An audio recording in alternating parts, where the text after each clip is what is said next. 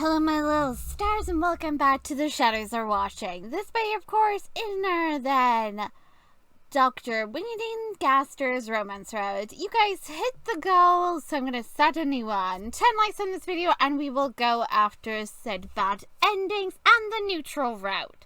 But again, if you don't hit them goals, then no vids or continuation of The Shadows Are Watching. Okay, so a quick recap.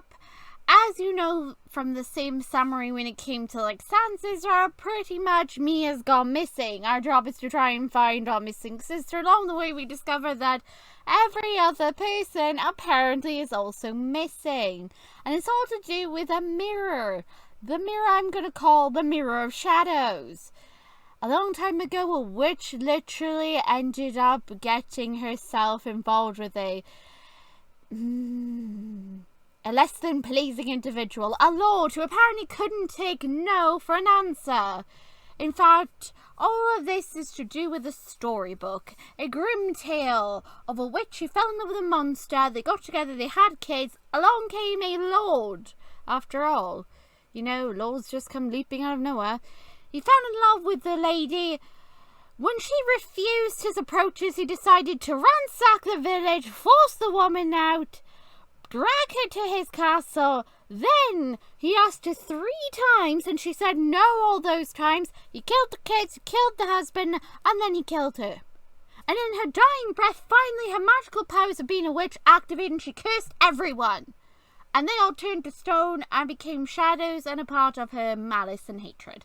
While the Lord forever remained stuck inside the mirror, you know, literally being tormented by his nightmares. Long story short, many years forward in time, a bunch of idiots find the mirror, decide to mess around with it. They leave a message warning other shadows come out of said mirror, and then fast forward to present day, our lot at the lab get this mirror because of King Asgore literally saying, yeah, sure. And the queen of the other country's like, yeah, 100%, let's research this magic mirror. The people 100% disappeared after getting this wretched thing. Like, still no warning, no alarm bells. Gotta remember, we take a note of siren call. If there's 1 dead body, we sweep it under the rug. If there's 4, then we start to care. So pretty much Gaster here was given this mirror. They planned to do some research. They made a prototype. They messed with it. They ended up getting stuck in the freaking mirror. Now it's our job to literally jump into Wonderland and save them. So yeah, pretty much right now we are exploring said world. We heard a voice and we assumed that it was Wingerdings, but it could always be something else. But of course, if you've seen the sounds right, you know that it is something else doing it. But either way, on top of that, I am once again doing the voice for Gaster due to the fact that the voice acting was removed, but we should not talk about what the person did, only that it was justified. So, reminder again, 10 likes and you get another episode. You guys hit the goal within a day, so let's see if you can do it again. Alright, well, now let's just carry on, shall we, from where we were. I think we had just seen my soul. Yes, that was it. So let's go see our soul again. Our apparently lavender soul. I was under the impression it was white, but no, it's a lavender soul, and I do not know what lavender represents. If anybody remembers what lavender does, please let me know. Okay, now let's resume. You instinctively know it is you. Although you've never seen your soul before, it is not something an average human can see. It's something talked about in history books, and if you trained at one of the Mage's Tower, they'll discuss it more there. But for a simple biochemist student, the only way a non-magically trained human can summon their soul is through an encounter. With the assistance of a monster or mage, the soul has to be purposely summoned. The fact that you see your soul means you're in an encounter. But with what? And what was that voice that sounded an awful lot like... Was it really him? You need more information. You squint your face, scrunching up as you skirting your settings. It's naturally dark, but the red fog? produced a faint light that makes it bearable. The fog is thick enough that you cannot see more than a classroom's width ahead of you, and the darkness makes that doubly difficult. You roll over to your knees and feel around for your phone, your messenger app, or anything. There, you find your phone. The screen is dark. You tap on it. Nothing. You press and hold the power button. Nothing. What the shit? Oh, wait, you remember the note on the prototype created by Dr. Sands and Dr. Alphys?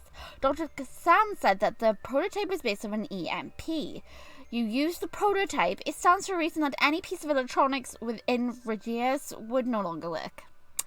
Kind of a little oversight on my part, whoopsie. Your poor phone was fried by an EMP pulse.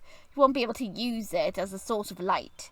Wait, you have a battery-powered flashlight, don't you? You begin to search the area for it. I'm surprised my battery-powered flashlight is still working, and, the battery hasn't exploded. You feel around until you grasp the metallic handle of the flashlight. You grin once you found it, and flip the switch. Bright light beams through the fog, parting it instantly. The red and black fog, gas disperses wherever you shine the flashlight. With the flashlight, you can see the double length with perfect clarity. This is an extreme reaction to the light. The flashlight is not magical. This is purely a reaction to light itself. Your pink eyes move down to a lavender soul. For me, that doesn't look lavender. It looks white to me. Unless it is so pale that I really can't see. But who besides me sees the soul as being white rather than lavender? Because lavender is like a purplish colour. And the soul to me just appears to be white. Let me know down below. Does the soul look lavender to you? It doesn't look lavender to me. The shadows weren't around you in the first place. Was your soul light enough to keep them at bay? Either that or like, oh God, we're in trouble. The soul is pissed. At bare minimum, you think to yourself. You don't think your soul light is dim, but the flashlight proves to be the clear winner. Why is that? You're in an encounter and there's clearly magic at work here. You would presume your soul would hold more power in this environment than a non-magical flashlight. You think back to the voice. Unless the encounter is a target against souls. You aren't a mage and you haven't officially studied magic, so your knowledge here comes from accumulation of off-handed comments by your monster classmates, elementary education, and, well, TV shows. But at least you've got something to your name. The encounters are unique scenarios generated by magic to pull two or more souls into fields of magic. That field and scenario can change drastically on the type of magic user. Boss monsters or archmages are capable to change the environment to better suit them. So, you glance around you. You don't think you're in an environment you've seen before. I mean, why would you? It's like the freaking mirror. You haven't heard of an encounter pulling people into separate dimensions, but well... that would require a lot of power. Who would survive that? Somehow I survived going into a mirror. You almost wish you had taken a class on magic studies. You might have an easier time understanding the situation if you had. A whole other dimension, huh? How would that even work? You can't begin to guess the physics and power needed to create this place. Unless it's not a different dimension, but rather one that has been sealed. There was a brief point in time where mages sealed monsters. As I said before, bull poopy, I really think someone freaking cheated. They weren't sealed for long when the tower received a new archmage. The archmage promptly unsealed the monsters, but they were isolated for a solid 15 years. In that time span, the area they were sealed in underwent rapid development and mutations due to the raw volume of magic that constantly battered against the barrier. It resulted in one-of-a-kind environment that is still being jointly studied by the nations to this day. You remembered hearing about proposed plans by a group of potentially powerful monsters and mages waiting to try to replicate it on the moon. It broke the news when King Asgore Odenta and Queen Lear of, that place that we shall not speak of, gave their approval for the joint mission. Yes, the freaking queen, huh? You can vividly recall how Mia bemoaned her lack of magic because she would have volunteered otherwise. You can't imagine why purposely isolating yourself for decades. regressing. You find it more believable if you were transported to a sealed area rather than an entirely different dimension. Depending on which scenario will drastically change how you get home. If you're sealed, you can't leave without lifting or destroying the barrier. If you're in a separate dimension, you'll need to find the doorway. Well, we'll just operate under the impression we need to lift a barrier, because last time I said find a door, so let's just lift a barrier. Let's just go that one extra mile. We need to lift a barrier. Ew. The flashlight clears away a path forward. The foe that previously clung to the ground shies away from your flashlight. You can see a cracked stone path. There's only one way forward, so you walk along the path. You swipe your flashlight. Field of view left and to the right, and see tall, twisted, unnatural trees on either side. They look long since dead, and the way they curve into each other is eerie. It stays silent for several minutes as you walk. Then you start to hear whispers, faint, indescribably unsettling. Through the corner of your eyes, you see pinpricks of light. Eyes? You swing your flashlight towards the eyes, and the shadow instantly vanishes, leaving only dead trees behind. It's like, oh hell! You continue to walk forward, and easy as the sensation of being watched continued to mount. You pause for a brief moment and hear an echo of footsteps behind you. You stop, a split second after you do. You resume walking, and now you hear it between your steps. A second pair of footsteps. Your grip tightens on the flashlight. Let's not panic. Maybe they're just heading in the same direction as us, you know. Let's not encourage it to chase. After all, certain things can smell fear. You keep the same pace. It made no effort to catch up to you. Unsettling, anxious, and discomforting. It is not an immediate threat to you. Or at least not enough to warrant you sprinting. You glance down at your flashlight. Since everything moves away from the flashlight, if you turn back with it, the thing might go. Alternatively, it could keep walking forward and not risk drawing its ear. Or you could look back without the light and see for it what it is. Let's turn back and let's take a sneaky peeky weeky woo at what is following us. You turn back to look. Even squinting, it's hard to make it out.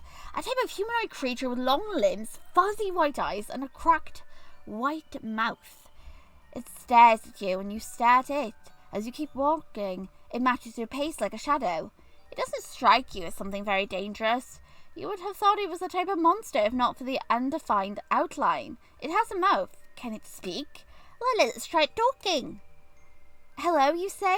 The being does not respond. Can you understand me, you asked. The being does not react. You turn back to the road and continue forward, and the path splits left, right, and down the middle. You decide to keep going forward, wanting to stick to the main road.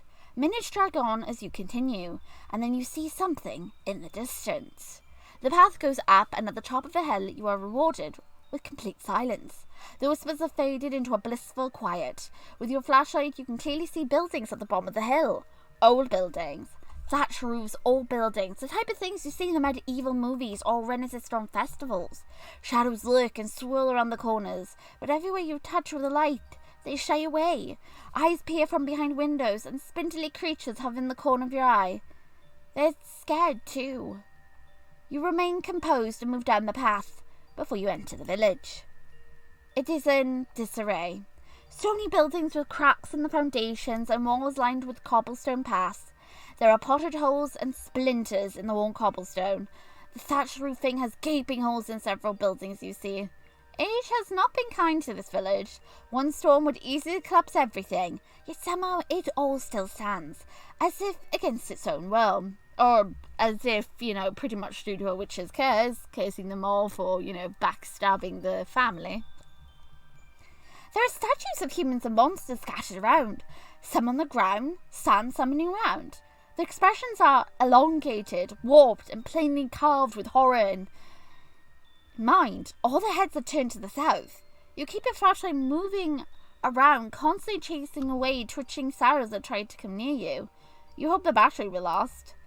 One of the statues on the ground looks familiar. You move closer to it, focusing your flashlight on it. It's Dr. Bratty. You keep the light fixed on her as you examine her more closely. Unlike many of the statues, Dr. Bratty's expression is that of peace, as if the statue was carved as she fell asleep. So at least they didn't have to have a look of horror. She was kind of just like dozing off on the job. You hear something crack. Where your light shines on the statue of Dr. Bratty, the stone begins to shiver. Little by little, tremor by tremor, the stone breaks off into dust. You watch, transfixed, as the stone completely falls off of Dr. Bratty, and the monster gasps for air. Her wide, yellow, reptilian eyes look around in a daze as she slowly sits up, and she coughs up stone dust, then notices you. Twinkle, what happened? You don't have a moment to respond when she turns into smoke and disappears in the air. What the... Huh? Technically, I said what the biscuits, so what the biscuits? What the biscuits? I don't know why it's suddenly saying this. It shouldn't be saying this if my settings is for it to say what the biscuits, so I don't know what's going on with that. Strange. 1 second. Let me show my profile. No, this is the right one. Weird. I don't know why it's putting the swear word if we had what the biscuits earlier. I don't know. You've well established that light repels whatever magic caused this. Can light induce spells or curses or whatever?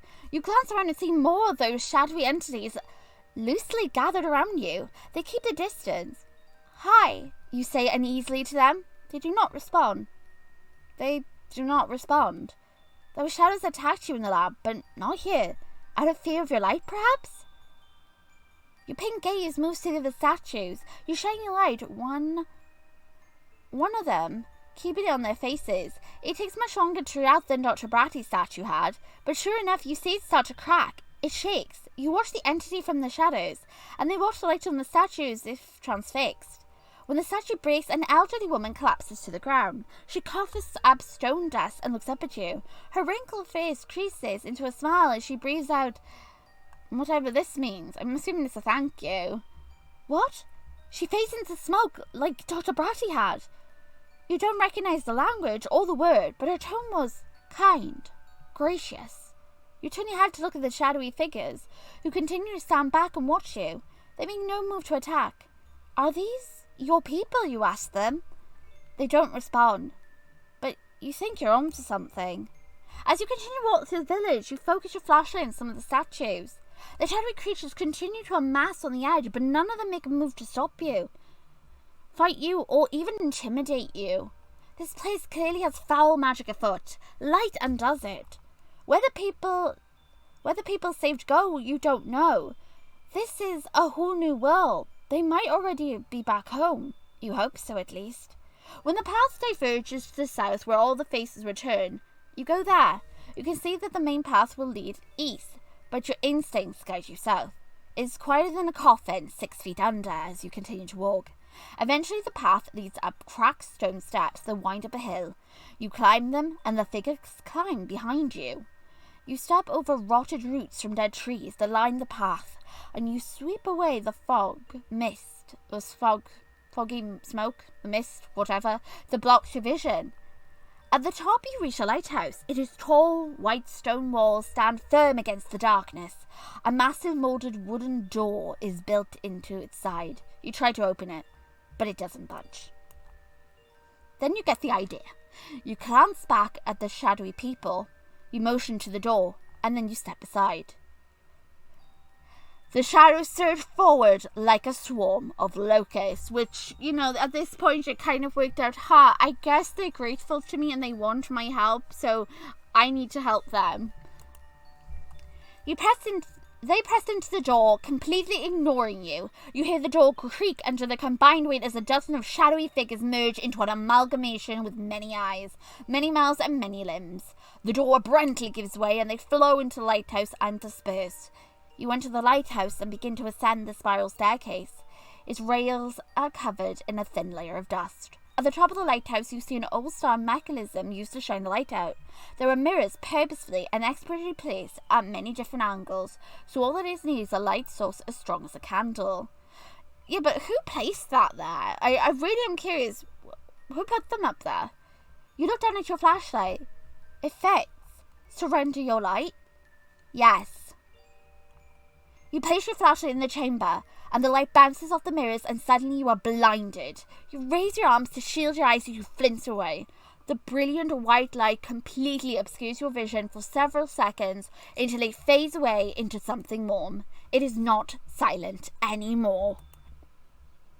You glance out of the window of the lighthouse and see a forest. I'm going to also quickly turn this down a little bit. Let's just turn this down a little. There we go.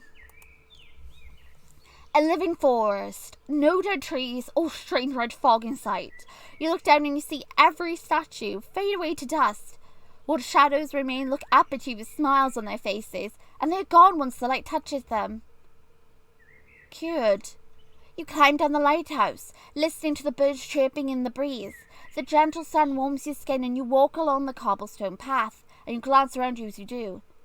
Everything is at peace here, and you follow the main road.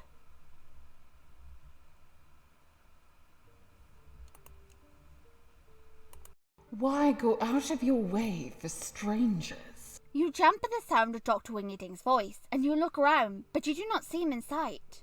The voice sounded like it came from the right. If you keep to the main path, however, you'll continue forward without issue. Go to Wingerding's voice.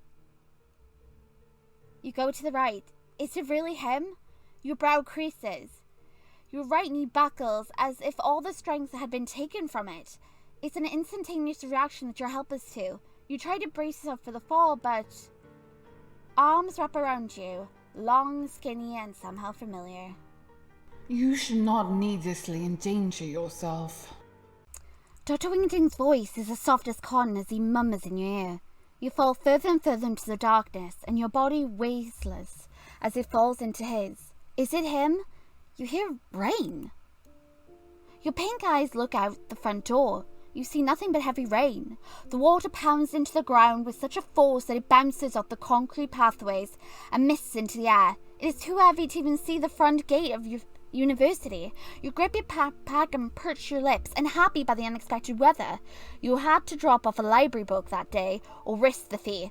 It was a beautiful morning. You figured you could drop it off and maybe even finish some of your homework while at the school library.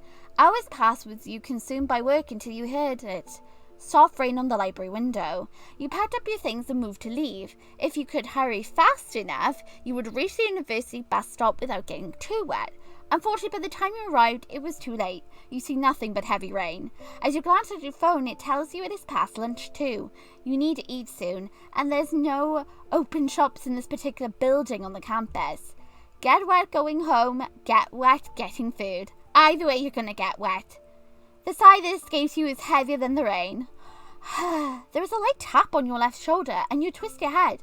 It's Dr. Wingerding's Gaster, standing beside you with that polite smile of his, and he signs, "Do you have an umbrella?" You shake your head.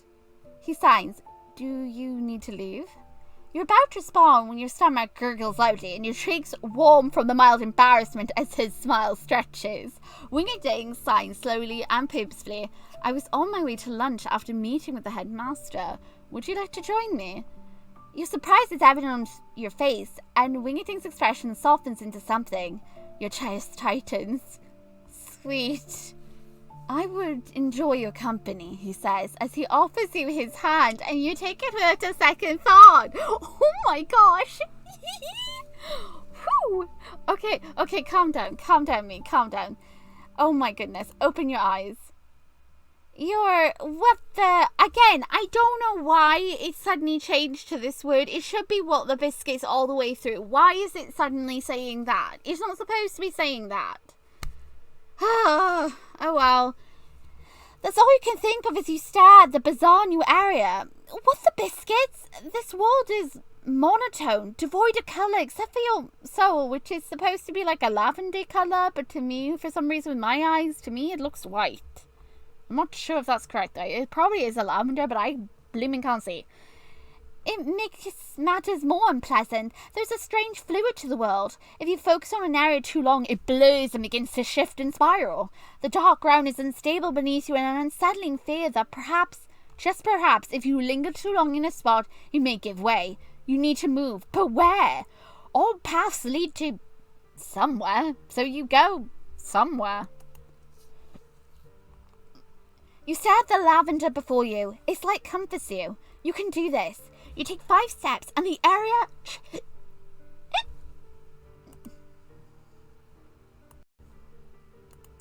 You take 5 steps and the area changes around you and it's disorientating. You look back and you see nothing. You may not backtrack. Well then, okay, so now we've gone to the point where we're going to have to try to find our way down, down, down. Okay, well, let's go down.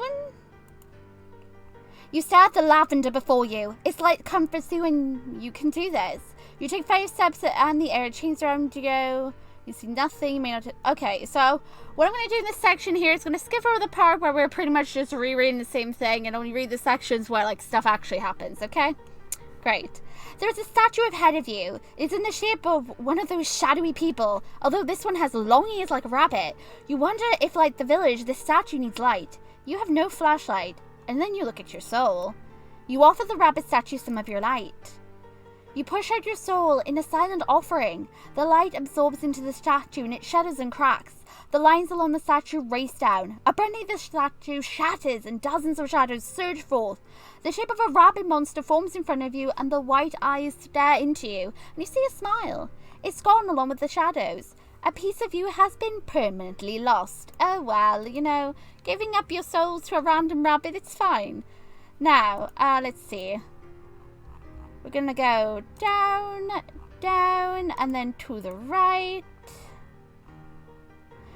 Here, of course, we see that there's a statue ahead of it and it's shaped like Dr. Alphys. So, of course, we're gonna offer the doctor our light. You push out your soul once more in a silent offering and the light absorbs into the statue.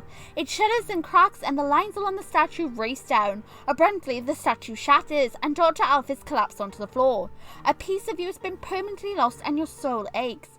My head, the doctor groaned. She looks up at you with a hazy gaze. Twinkle, what are you? Dr. Alphys, what do you remember? You ask her. You kneel down to check on her condition. Well, the experiment, mirror, shadows. Dr. Alphys clutches at her head. Her form begins to flicker. Dr. Alphys, it's a curse, Twinkle, says Dr. Alphys in a raspy voice as she fades out of view. A curse, A curse were a type of old forbidden magic. There's not much available information about them, especially to a non-magic user like yourself, but you do know one thing, curses can be broken. Yes, they can, so let's hope we can save people. Alright, down, down, to the right. It's getting harder to carry on. You take 5 steps and the area changes around you, and it's disorientating. You look back, you see nothing. You may not backtrack, and there's a statue ahead of you. It has many monsters inside of it. Give more light. Let's just give it to everybody. You push out your soul in a silent offering and the light absorbs into the statue. It shudders and cracks and the lines along the statue race down. Abruptly, the statue shatters and dozens upon dozens of shadows rush out. They brush past you, their caresses as gentle as feather. They disappear one by one and mimic you in a language you do not understand. A piece of you has been permanently lost and your soul throbs painfully. Right. You stare at the lavender before you and you feel heavy with each step. It is harder to carry on. Okay, so just right. Let's keep going. Right. Here we go. You see solid ground ahead of you. Oh, we're finding out to this wretched maze. I hate mazes in any shape and form, and I also don't like this maze. You step onto it, relieved to see a path that feels as firm as the village was. You follow and to your surprise, the world distorts into a mockery of the village. This vision has been drained of colour and many of the buildings have collapsed entirely. The lighthouse has sunk to the ground and now rests level with the village. You follow the stone path to the lighthouse. You are enough for this. There is a spot to offer your light. You have no flashlight, you only have yourself. Offer what light you can. You offer them the light of your soul. You offer them the light of your soul, throbs with a sharp pain, needles digging into it as you watch the light drain away bit by bit. You feel your strength follow. With each colour you lose, the world gains it. The monochrome world around you brightens in a vivid colour and explodes forth like a kaleidoscope. Beautiful hues paint the sky and surroundings, and bursts of light like fireworks dot the horizons, and you see pops of souls and a variety of traits come in and out of existence. They are outlined by vague, familiar shapes of monsters and humans. They have no eyes, but you know they look to you. These beings swarm to you like butterflies drawn to a flower. They circle you, their wispy presence as soft as petals and as gentle as a lover's touch. They murmur and whisper things to you that you cannot understand, and yet you do. They give you their gratitude to you. The vivid world continues to reshape itself. The ground, once solid, gives way underneath you, but you find no fear in this. The souls you saved follow you. They will not abandon you. Hands, paws, tentacles, wings. These monsters and humans each offer a brief touch to slow your descent into the unstable world. As you fall, you hear his voice again. As you fall, you hear Dr. Wingerdings' voice again. Even though technically Wings talks in sign language, we've been hearing his voice this whole time. And my character's like, is it Wings? Wings has never talked to you though. He signed the whole freaking time originally. Is there really a reason to question this part? He doesn't talk, he signs, woman. Because, like, on top of that, doesn't he... I mean, the only time he didn't was during the ball, right? Because otherwise he signs because of, like, the way his voice sounds. It's supposed to be, like, glitchy. But I can't do glitchy, so we're just going to have to deal with it. So, yeah, let's just follow the voice. Let's see what he says now. It's about to say about me not, like, having my light and I look very dim. I'm sorry, sacrifice is needed to be made. You're barely a candle now. Come here before you're smothered. You fall through a misty barrier and land lightly on your feet. Immediately step to the voice. Thank you, little light. The soul you saved follow you as you walk on the black stone path that rests in the void. At the far end is a doorway, and you enter the doorway.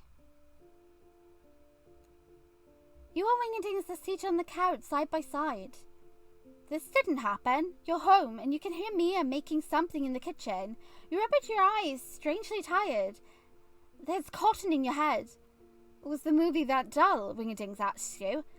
You haven't done this with him. What? Wingerdings gives you a look of gentle concern. You seem unwell. This isn't right. Honestly, Twinkle, you hear Mia groan from the kitchen. You were the one who was looking forward to this. You try to focus, but find your thoughts slip away easily. Wingerdings places a hand on your knee. Perhaps you should go lie down and rest. No. Besides, wouldn't I remember watching a movie with this one? You don't know what's going on, but this isn't right. You aren't him, you whisper. Wingerdings tilts his head. What do you mean? You're not him, you say again urgently. You aren't. I know him. You aren't him. Twinkle. No, you say, and shut your eyes. You aren't him. What does it matter? You reopen your eyes to see Wingerdings. Shadows pouring out of his eye sockets. His smile unnerves you as the world rots away and the couch crumbles to ashes. The wooden walls decay and the ceiling cracks. What does it matter? It asks again. I can make you happy here. You're not him. You can't replace him. I can, though, it says. I can be whoever. His memories will be mine soon enough. Stay here, stay put. Rest in this world and know that the sweetest of dreams. Memories or not, you can't replace him. There's only one version of him, and that's the one you love. Love, it mocks. He doesn't love you. Why go out of your way for him? Why go out of your way for any of those ungrateful cretins? None of them are worth saving. That's not true. Everyone is worth saving. Everyone. It laughs as the world collapses. You were somewhere new. I mean, fair enough for it to be like, bull poopy. Oh boy, things are getting hectic. You stand in a world of broken glass and shattered crystal. It's completely dark aside from the light reflected in the broken mirrors.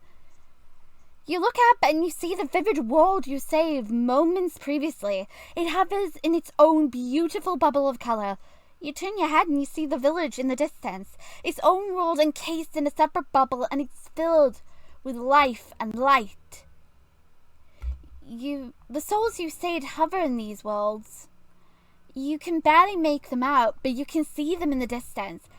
They cannot reach you, but they are with you. They will always be with you. With your nearly empty soul, you begin to walk across the crystal path. This area that you are in now gives you a good void of the world you've fallen into. This must be a separate space and one created out of a curse. It is not somewhere in your world, but a new world entirely. Normally this means you will need to find the doorway back, but since this is a curse, you have an option. From this vague point, you can see everything. You can even find the door, and with it, potentially open it for all to leave. Or you could break the curse and send everyone back to your world. The entity has been mimicking his voice, must be behind the curse. Your sneakers crunch into the broken glass as you keep on walking. It doesn't take you too long to reach the opposite end of this area and look down into the void, and then you see another world. You see him. Jump down! You jumped into the void. You fall lightly, gracefully onto the tiny bubbled land where the entity has kept him. You reach out a hand to touch Dr. Wingerding's Gaster. The tall skeleton monster is dressed as normal. He stands upright with his eyes closed as if asleep, and you carefully cup his cheek. He, like the shadows, has been drained of colour. You only have a small portion left of yourself to give. If you give it to him, that's your end. How could you freely give to strangers but not to the one you love? It's done without thought, and you offer the last bit of your light to him. As your colour returns to the Gaster, because we're on Gaster's red, I don't know why it says that. It leaves you. Your fingers grow transparent and your limbs weaken. With a bit of your beautiful, lovely lavender soul, you see the lights return to his eye sockets just as you lose the last bit of your strength. You have sacrificed everything. You are a fool, says the entity. You have no body. You have no soul. Your existence is fleeting and barely tangible in the darkness, and you hear the entity's voice growl around you. You give too much for those who are not worthy. The voice moves around you. It echoes and bounces in the darkness, a low gurgle. But it takes a moment. I acknowledge your worth. I offer you a deal, Twinkle. It shifts in the darkness. I will restore your soul and return this world back to the way it needs to be. I will allow you and your scientists to return. The voice grows bolder. This is to honor your integrity, your kindness. You are a rare soul. You're worthy to leave. In exchange, you must agree to undo what you have done here. The things you restored must return to their rightful state. Well, they weren't in their rightful state to begin with, so I really don't know what he's freaking flabbergasting about in general, because people weren't stone originally. They became stone after the freaking thing. So, why? Why? It asks, why? It shifts. Why? It pauses. It is what I was created for. I was born as the dying wish of a witch who watched her fam be slaughtered by these very kids you seek to save. Technically, they didn't do it. Technically, it was the Lord that slaughtered them. They just technically were, in a sense, part of the reason it happened because they saved their own skins. They gave them up. But I can see why it's just like, oh yeah, because, you know, they were technically had a hand in it. Even though they didn't, like, directly kill them, they technically, their actions resulted in them getting killed. Her love meant nothing to them, and so she cursed them with her dying breath. Well, I mean, what happens if the curse is broken? I will cease to be. So the thing is here, I need to ask, is the curse like sentient? Is this thing like alive? Again, I felt bad when we were doing this in Sounds right, but is this thing actually alive, or is the curse technically just taking on things? Like, it's not really a thing. It's not alive. It's technically accumulation of like emotions that have manifested into this entity thing that can talk. So does it genuinely feel true emotions, or is it just mimicking? Like, I'm you know, it makes you question, you know, is there no other way? The entity laughs in a cold, cracked voice. Why?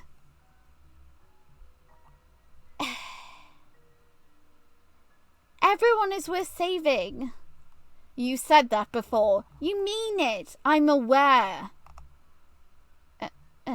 I'm aware. You are here, you not. A part of you always knew I was not your lover, but you came to me anyway. You sought me out again and again.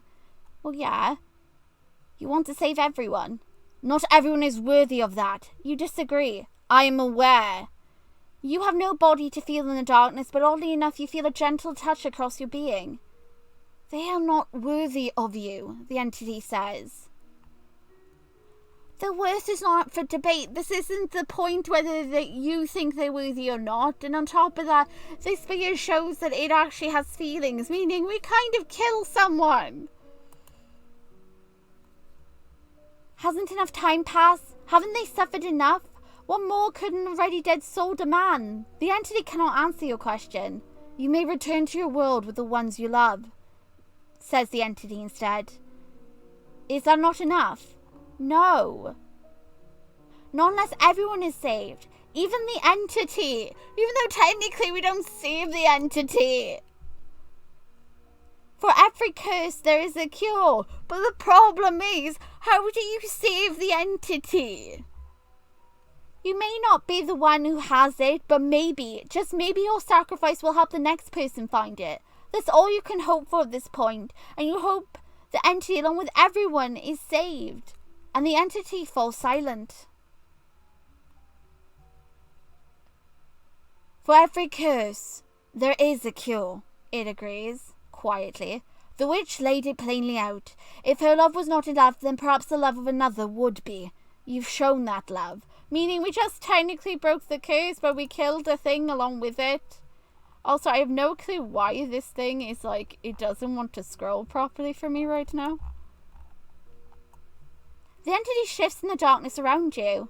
I will release everyone, it says. Oh, that's kind of you. What about the entity? It stays quiet.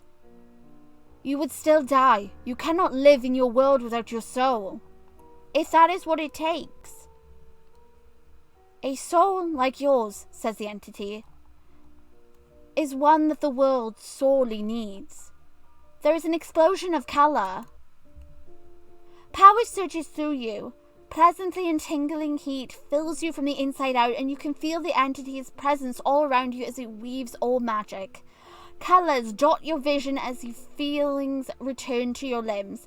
You take in a gaspy breath of air and you watch as magic stitches your soul back together again. Which, by here, the stitching of a soul makes me think back to underswap Gaster. That's why I'm like, huh, interesting.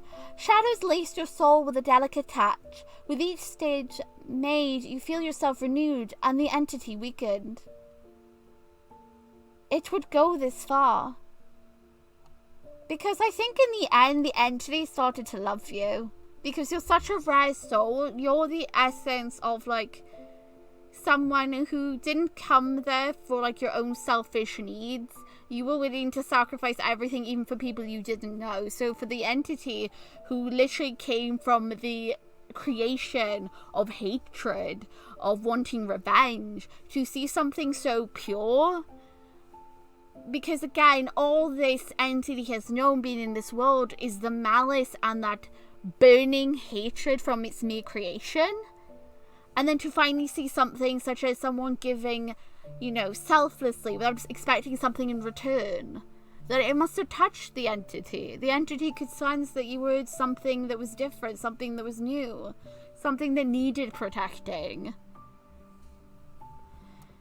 And to be fair, it's not like the entity actually, like, turned people straight to stone. If you notice, the entity was trying to lull you to sleep, compared to, like, the villagers who literally just got turned to stone on the spot. That's why they looked with horror, whereas Bratty and Dr. Alvis and all of them, they looked like they were sleeping. So the entity slowly lulled them into sleep. It didn't, like, force them, it literally, like, made them go to sleep. I mean, it did in a sense force them, but you know what I mean. It was, like, more gentle with how to handle them, because it at least can tell the difference between a soul which is clearly deserving and then a soul that you need to be just a tad nicer to. At least I want to think of it that way.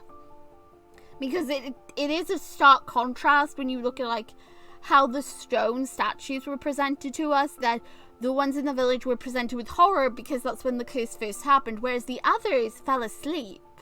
So they were kind of like brought into the world of sleep because they weren't dragged into the mirror, they opened the mirror, and that's how they went in.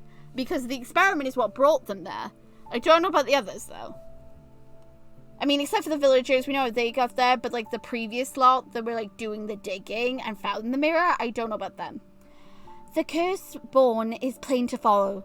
They would not sacrifice anything to protect love, and you would sacrifice everything to protect yours. Its voice grows weaker.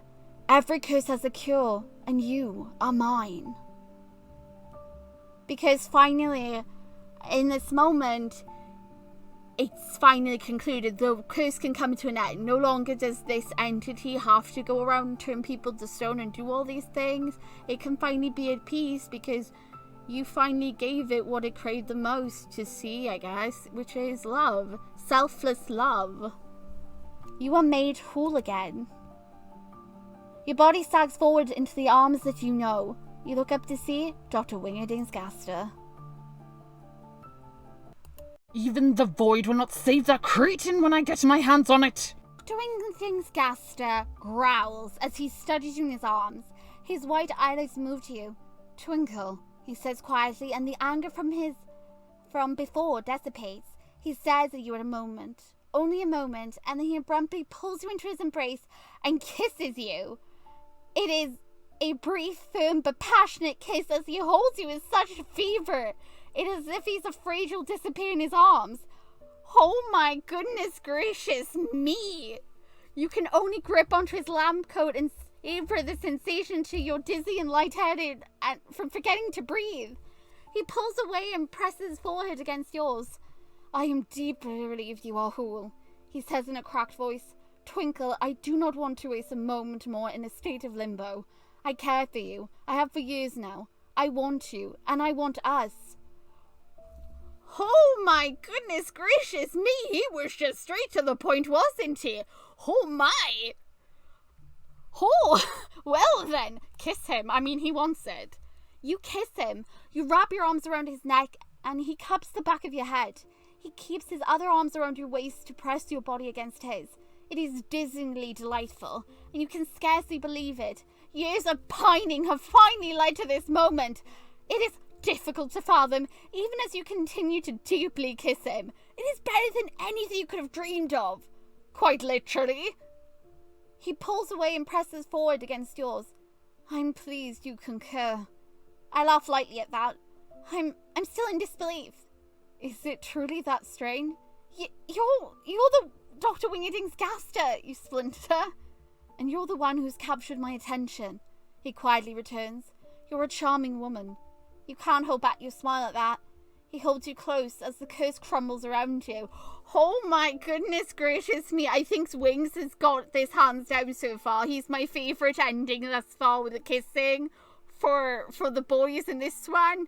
Wings for the win, folks. Wings for the win. Oh my god. As you fall, you hear the voices murmur sweet things to you. You feel the soul surge around you and Wings, free falling into a gorgeous world of colour. They are thanking you, he remarks. You can understand them? I can feel the magic in their soul. They are grateful. He nuzzles you. I am grateful. The light in the wall brightens to a painful point and you're forced to look away. When the light recedes, your journey has come to a close. Can I just point out one thing? We went all this way to find Mia, and instead we got the boy at the end. And we didn't get to see like where Mia was the whole entire time till she comes up right here. You, Wings, and everyone else have returned to the lab, and the two of you continue to hold each other as you marvel upon your return. The mirror in the center of the room shines a brilliant white. Hundreds of souls rush out of it. The joyous laughter echoes around the room, and they shoot through the walls and fade from view like holograms. Their existence beautiful and brief like fireworks. Gasps of awe and surprise surround you, and Mia moves to stand beside you. Twinkle, what are you... oh, hello, Dr. Wingerdings. Dr. Phoenix. Wingerdings returns cordially as he removes his arms from around you to sign. Twinkle has saved us. Really? Wait, hold on. Wings actually talked to us in the mirror without signing. Does he only talk to us then? Hold on. Dark Petals, if you watch this, does Wingerdings only ever like talk openly with you? Because he seems to sign with most others or writes in text. Has anybody besides me noticed that Wings is doing that? He probably doesn't do it with Sans, because Sans probably does hear him talk, but when it comes to like the others, he signs. He signs when others are around. I want to believe that's what he does. Really? You saw the illuminated mirror. Yeah. Every curse has a cure, and you were mine. I want to save the entity. I know we said technically I saved it, but I like, you know, I got attached to it. I hate getting attached to a character like that. The same thing happened with like one of the other characters. I hate this. Oh, he's so sweet. Can't I have like a what if scenario, you know, when you get a romance route with him? It's like me, like meeting freaking Dr. Rose, and I'm like, oh my. Anyway, when all the souls have left the mirror, it disappears in a quiet pop of light, and the room is silent as everyone processes what happened. So, does this mean we get hazard pay now? Asked Toby. Only Toby. Seems fair enough, dryly remarks Dr. Sans.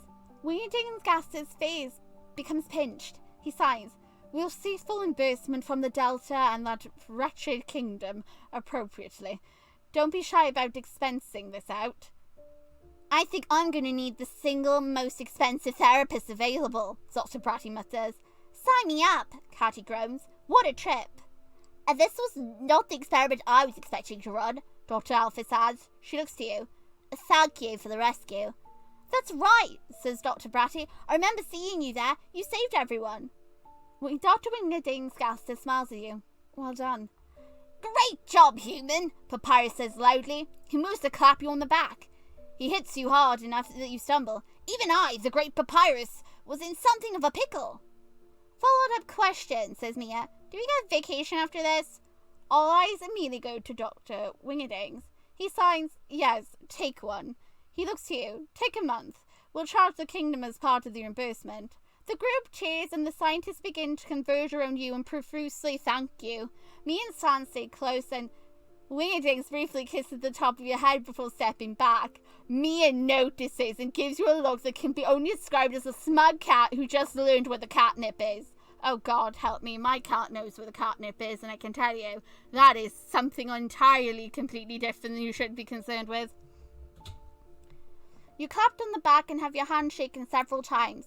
You're offered multiple job positions when you graduate and are invited to a dozen family dinners and barbecues. You should come over for family puzzle night, Papyrus eagerly invites you. Get better acquainted with the in-laws, Dr. Sans says in a deadpan voice while giving Wingerdings a look remarkably similar to the one that Mia gave you. Okay, you agree happily, and Wings smiles at you again.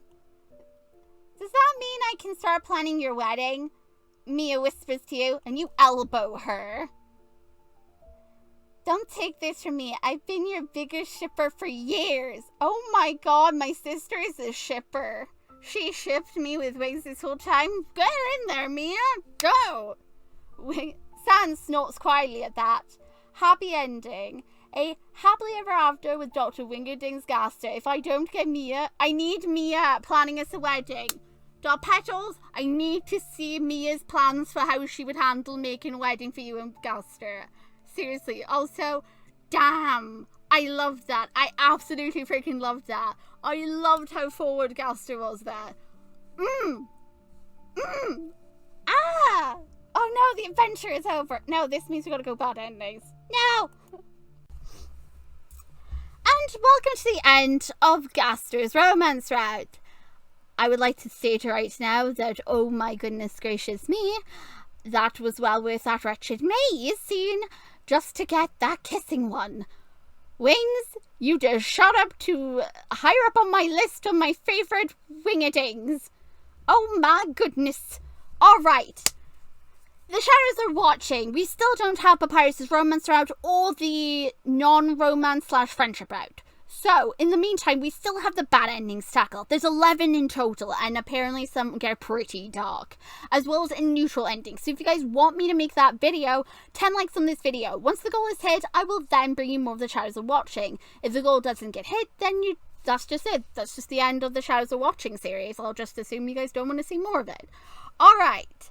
The entity. I did say I was going to make a sprite for the entity, which I have made, and it will appear in the bad endings video. Alright?